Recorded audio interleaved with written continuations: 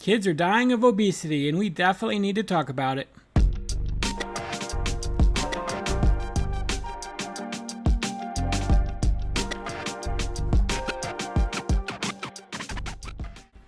Hey everybody, it's Tony with Big T Bariatric, and I'm back at you with another video today. It is Thursday, May 11th, 2023. I hope you're having a great day so far. If you could do me a huge favor, please subscribe to my channel, leave a like, leave a comment, and let me know what you think about my video. As you could tell, I'm in a little bit of a different setting today. This is not going to be permanent. We got laundry going, and it's really loud in the living room. And my back's hurting really bad, so that's why I'm recording in my bed today. Again, it's just a one-time thing. But today is going to be a little bit of a different type of video. It's going to be very somber. It's going to be difficult to hear. And it's really regarding childhood obesity and the fact that there are children who are dying of this. And a little bit of a disclaimer up front, I'm going to mention some of my critics, all right? I'm going to mention some of the things that they've been saying about me and about my channel, and I want you guys to understand that I'm not doing this to cause drama. I'm not mentioning them because I need a pat on the back. I'm not mentioning them because I have thin skin and I'm really bothered by what they have to say and I really need people to cheer me up. It's nothing like that, all right? Really the purpose of this video is to counteract a lot of the nonsense that they're talking about, because a lot of them seem to care more about people's feelings than they do about the facts here. All right, and the facts are that people are dying from obesity and that obesity is dangerous. All right, there seems to be too many people who just think it's no big deal that people are overweight. They keep saying specifically that I'm targeting fat women, which is not true.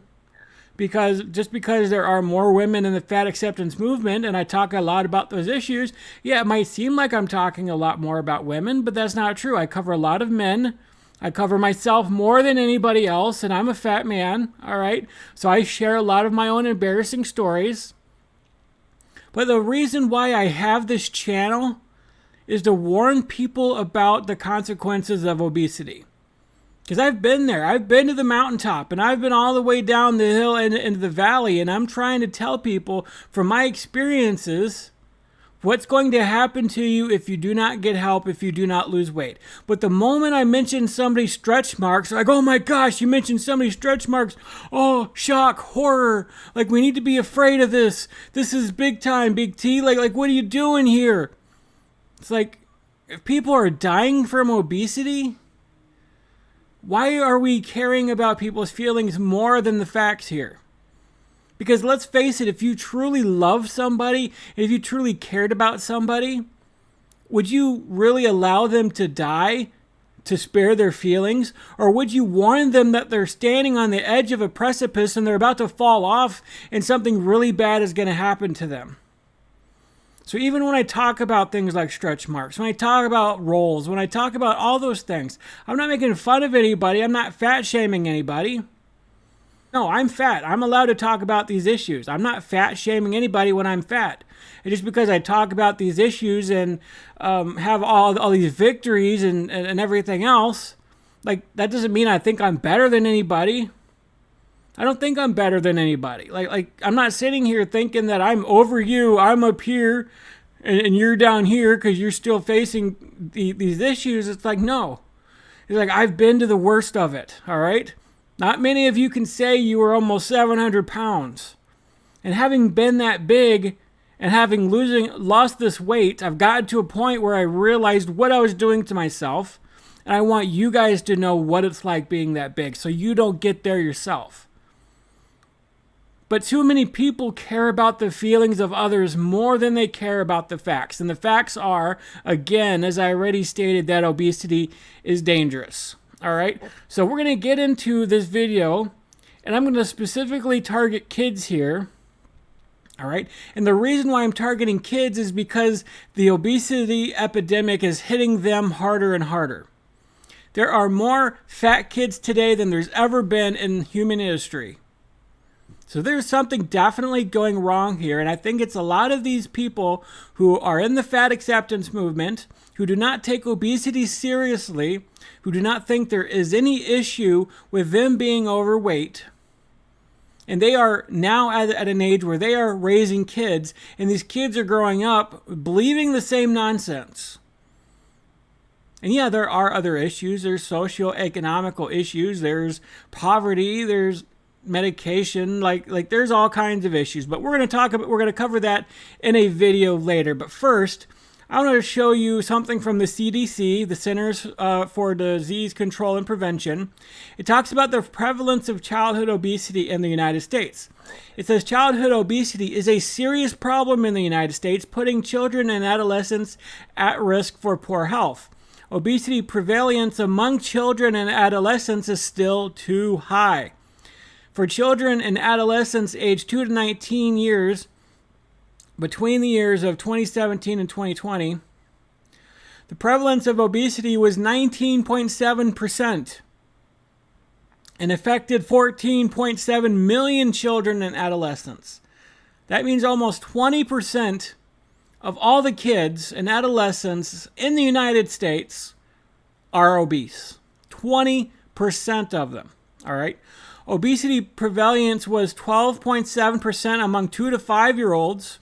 Imagine that, 12% of 2 to 5-year-olds are obese. Is that self-control issues? No, that's mommy and daddy not doing what they're supposed to do. Again, I'm sorry, I don't care about your feelings. If you're a parent and that hurts your feelings and that stings you in the heart, maybe it should, right? Maybe it should. Somebody said, Tony, you need to stop ranting and talk more compassionately. Like, I do talk compassionately most of the time, but this is something you need to rant about. This is something you need to get mad about and get frustrated about. Like, we need to demand change over these issues right now. 20% of 6 to 11-year-olds are overweight. 20% of 6 to 11-year-olds. Again, that's not a self-control issue. These kids have no idea what they're doing. It's not their fault.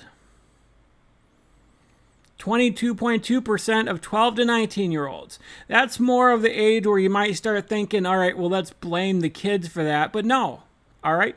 These kids did not just start getting fat at 12 to 19 years old. They were overweight when they were 2 to 5 years old.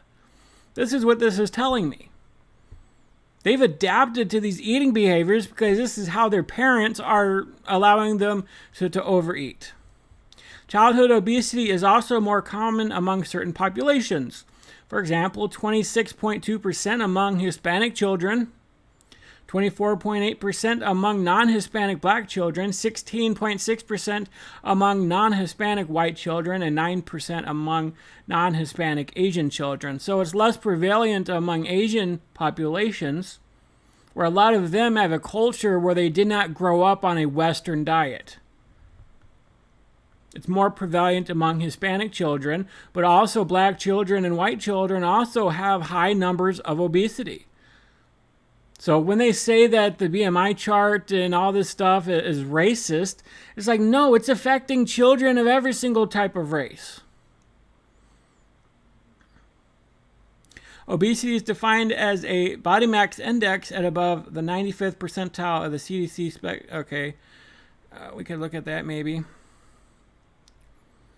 All right, that just talks about what the numbers are.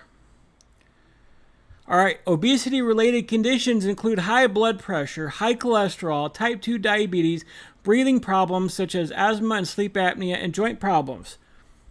Children are growing up with these problems. Children are. Children. What are the consequences of this? Well, let's take a look at it.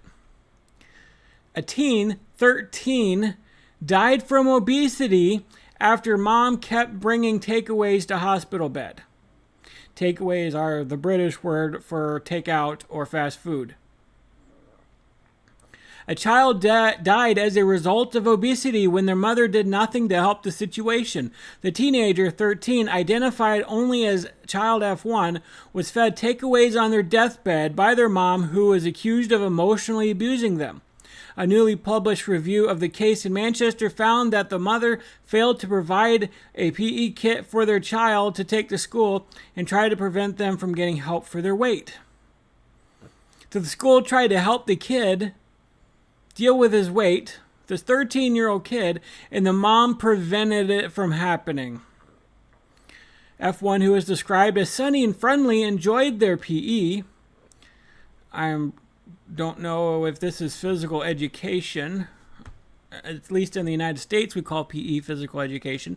But asked teachers not to tell their mom about extra health and exercise classes they were taking.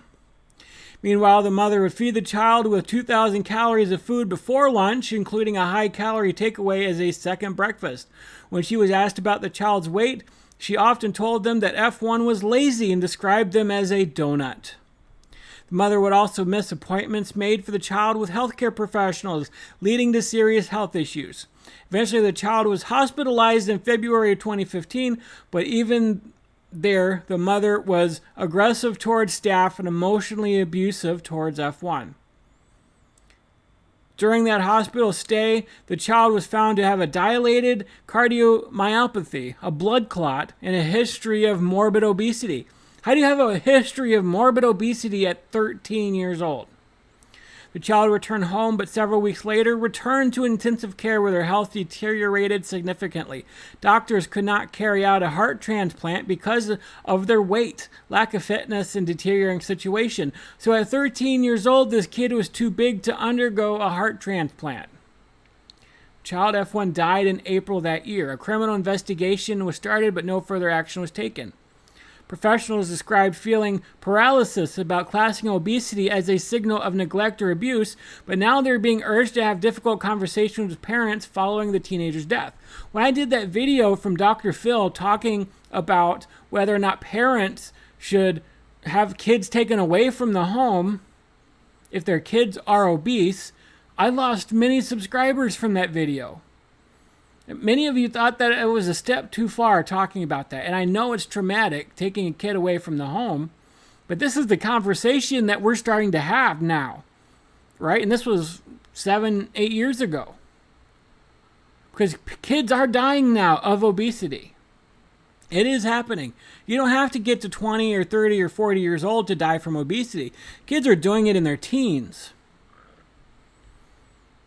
And now, if you're obese, it is a signal, at least some health professionals are starting to look at it, as a signal of neglect and abuse. And so this is a difficult conversation that we're having because kids are dying. By the age of 3, F1 weighed 66 pounds, more than double the average of children the same age, and was in the 99.6th BMI percentile, which is at the top of the range. Doctors, the school nurse, a nutritionist, and a weight management service all raised concerns, but they were found often not to be proactive in liaising with other authorities. Many were unsure if their concerns would be taken seriously, a serious case review found. Because guess what? Parents are not taking obesity seriously. These are the people in the fat acceptance movement who do not take obesity seriously. They say there's nothing wrong with obesity. Nothing wrong with it. There's no complications. There's no consequences. You're just fat and that's it. There's nothing wrong with obesity. So these parents have these fat kids and they're not doing nothing about it. Because they're led to believe by this dangerous movement that there's absolutely nothing wrong with obesity. That's not all. I covered this in one of the last videos, or one of the last live streams I did. Welsh couple charged with causing a morbidly obese daughter's death. The parents of a teenage girl from Wales have appeared in court charged with causing their daughter's death by allowing her to become morbidly obese and not getting medical help for her. Kayla Titford, 16, was found dead at her home in Newtown, Powys, in October of 2020, so this is more recent. Her father, Ellen Titford, 44, and her mother, Sarah Lloyd Jones, 39, are charged with gross negligence, manslaughter, and causing or allowing the death of a child or vulnerable person. It is alleged that between March and October 2020, they failed to ensure their daughter's dietary needs were met, leading to morbid obesity. So can we say the same thing about 20% of the parents in the United States right now? Because they are failing to care for their child's dietary needs, leading to them being classified as obese. This is dangerous because 13-year-olds and 16-year-olds and 20-year-olds and 30-year-olds are dying of obesity. And I got people in the comments offended because I talked about stretch marks. Are you serious? This is a serious matter. We need to wake up in this country. And if you unsubscribe from me because I'm saying this, then that's fine. I don't care anymore. Go ahead and unsubscribe from me. Go and tell people how I'm just gone off the deep end, right? I don't care. Kids are dying of obesity. And I might die of obesity still, even though I've lost 200 pounds. I don't think I'm better than anybody because I've lost weight. I just know the worst of it. All right? So that's why I'm doing these videos. That's why I'm getting this message out there. This is why I'm countering the fat acceptance movement. That's why I target people like Hungry Fat Chick and Glitter and Lasers and Fat Sapphic Bro and all these other people who are misleading people, who are lying about the facts. And I'm not going to stop doing it. 2 teenagers have died. Here's another clip video that I found that you might find interesting. They're having a conversation about who is responsible for childhood obesity. We don't want this to be a nanny state, surely. Look, we need help. Choose. We need help. We're putting poison in our bodies. We're being fed up by big food but companies. We're putting it in our bodies. That's the point, isn't it? We do not know the difference. The thing is, you need help. You need governments to protect and legislate, and then after that, you can do the choosing as to what you have. Do you agree with that, Danny? Should we be being protected? We're taking stuff that we think is low sugar, we think is fat-free, that we think is good for us, and it is not. We're being lied to. I completely disagree. I think there is an abundance of information out there for people now. We know what is healthy. We know which foods contain bad sugars and bad fats and which foods make us fat. I mean, she makes a good point there, right? Like, how many more excuses are we going to use? Oh, we don't know. This parent was just ignorant about what they were feeding their kid. Oh, that parent just had no idea. Really? Are we really going to believe those lies? There is an abundance of information about what's healthy right now. There is. Everybody knows that bringing home McDonald's home to their kid is not healthy. Yet we're doing it anyways. Confusing sometimes though, because this is what I it think can the be confusing to an extent, yes, but not to the extent that we are going to become morbidly obese by being misinformed. I mean, come on. I mean, yeah. I mean, that's true too. Like, all right, maybe we gain a few pounds because some of it's confusing, right? Like, I get that. I've been confused by things. I've told many stories about how I ate all this yogurt thinking it was healthy and I couldn't stop eating it. Like, okay, well, I figured that out. I learned, wow, this has so much sugar in it, so I stopped eating yogurt. I get the light and fit kind, which I find out, oh, still has 7 grams of sugar in it. So it's like, look at the labels. See how much sugar is in food. But we're not really doing that, are we? Some of us are just too lazy and we're not looking at labels. We're not doing our research. We're not getting it online and seeing what is healthy and what we should be eating. We just go to the store and, oh, that looks good. Let me put it in my cart. So if you're starting to get really, really big and you just claim you don't know why, you clearly have no idea what you're putting into your body because you don't even want to look. You just want to eat whatever you want to eat. Well, let's talk about your daughter, Liz, Holly, because that's why you're in today. So when Holly was 9 years old, she weighed 8 stone. Yes, she did. Far too big for her age. How did that happen? I personally believe, and the doctor believed, that it was down to emotional eating. She was bullied for her weight, but yet she was eating her weight, and all that I tried to monitor it because I'm obese myself. So the last thing you want as an obese parent is for your child to suffer. So the last thing you want as a parent, as an obese parent, is for your kid to also be obese. I mean, that's a staggering statement right there. But yet, this obese woman has an obese kid. Does she not realize that the way she's eating, by the way she's buying food, has led to her own daughter being obese. She can excuse it any way she wants to. Oh, she's emotionally eating. But where did she pick that up from? She started stealing food, bites of cheese, fruit. It wasn't just fast food or bad food. It was So she was all overeating food. generally. She was overeating. I mean, you've said there you're obese yourself, Yeah. your words. Yeah. You must have been then very aware of thinking, I don't want my daughter to be like this. But you are the parent, you provide the food that's in the house. She's only 9 Yeah, years I old. mean, at come this on, point. realistically speaking, she wasn't raiding the carrot cupboard to... Boom, right? Right there. Like, oh, my kid was just emotionally eating. She was eating a little too much cheese and too many vegetables. It's like, no. She wasn't raiding the carrot cabinet. Right? Like, her mom is 100% responsible. The kid's 9 years old. The mom brought the food into the house. The mom has a food addiction herself.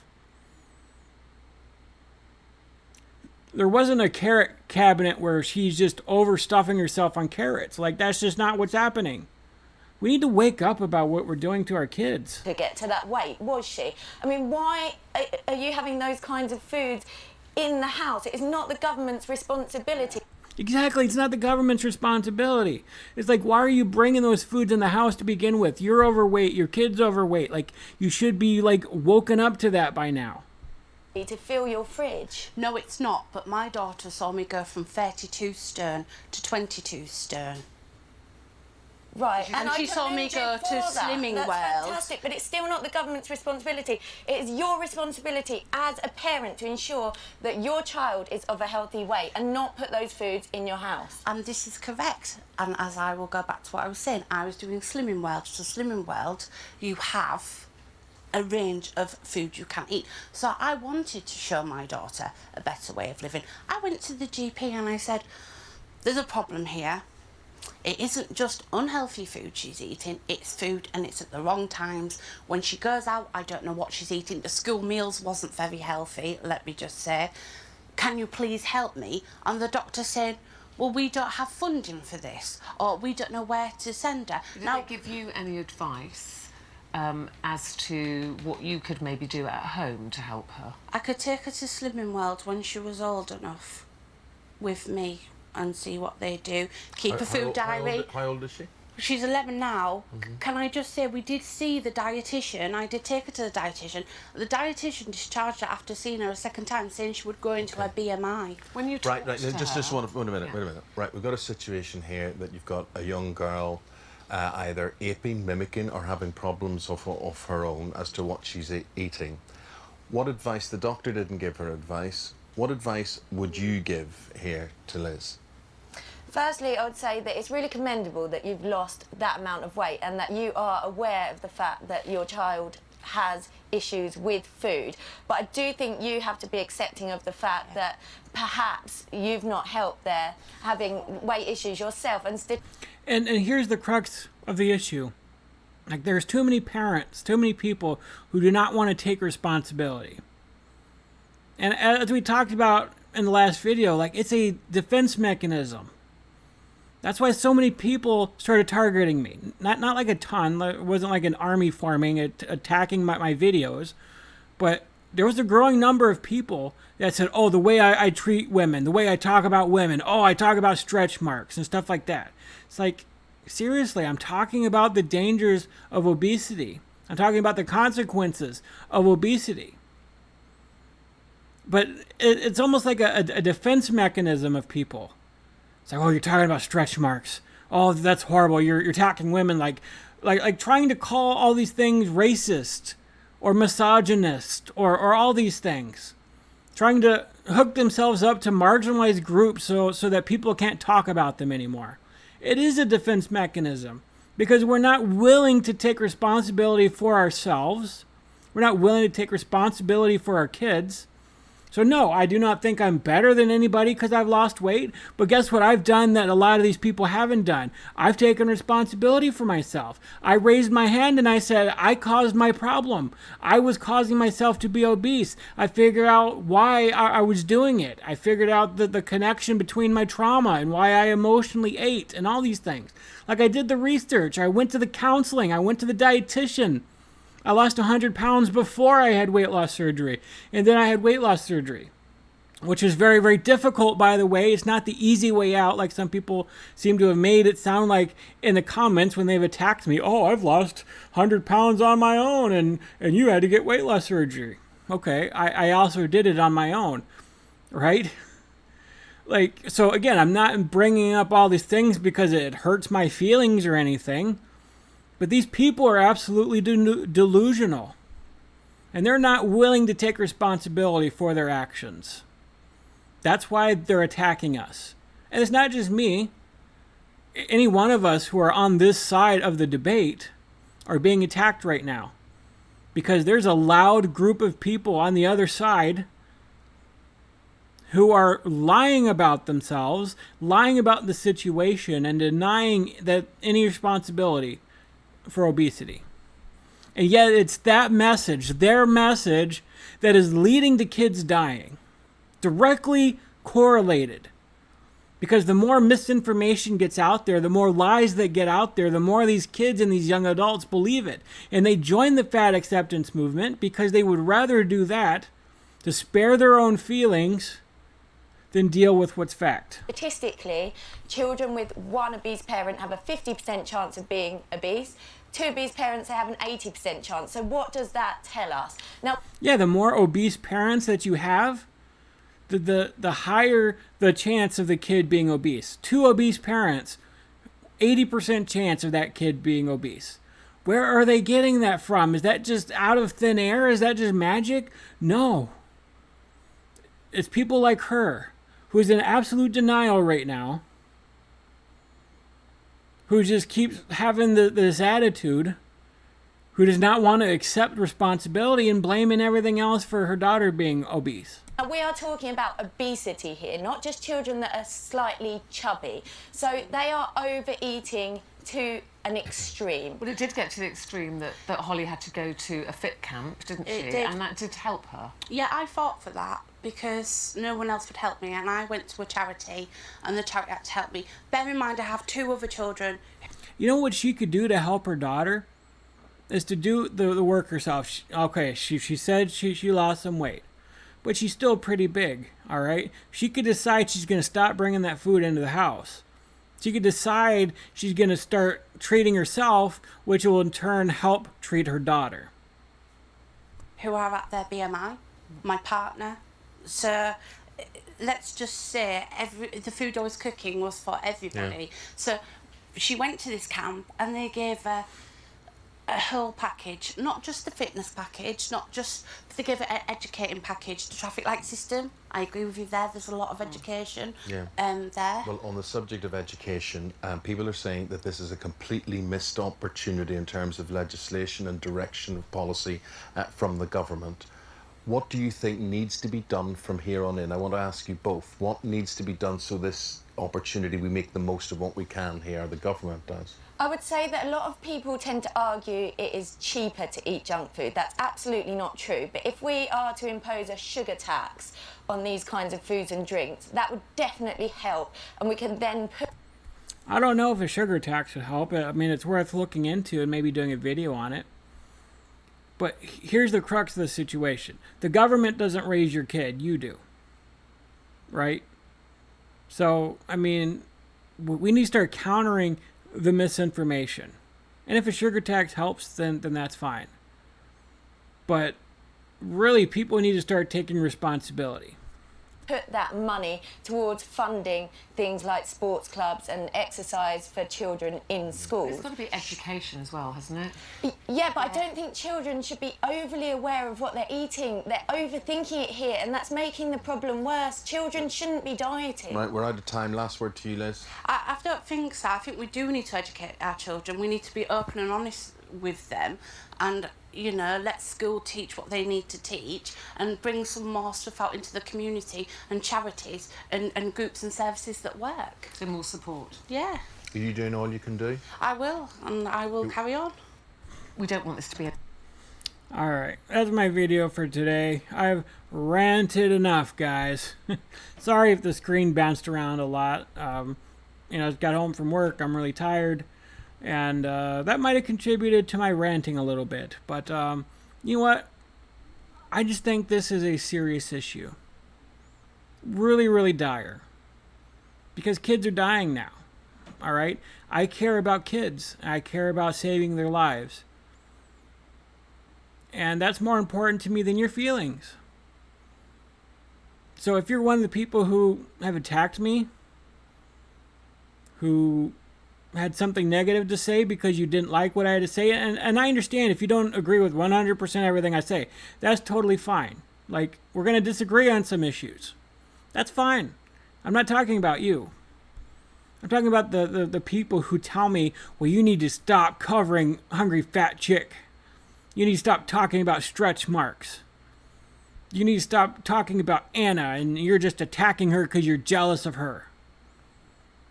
No, that's not the case at all. I'm not attacking anybody individually. So, those of you who have this problem with me, screw your feelings. Kids are dying. Kids are dying of obesity. 13 years old, 16 years old. I've covered people who died in their 20s and died in their early 30s from obesity. We need to stop ignoring this issue. I love you guys, and that's why I'm going to keep up with the fight. I'm sure some of this message is going to get me some lost subscribers. I'll get more. I don't care anymore. This is a fight. And I'm taking my swings. I'm not going to give up this fight. I love you, and I hope I'll see you guys next time. God bless you.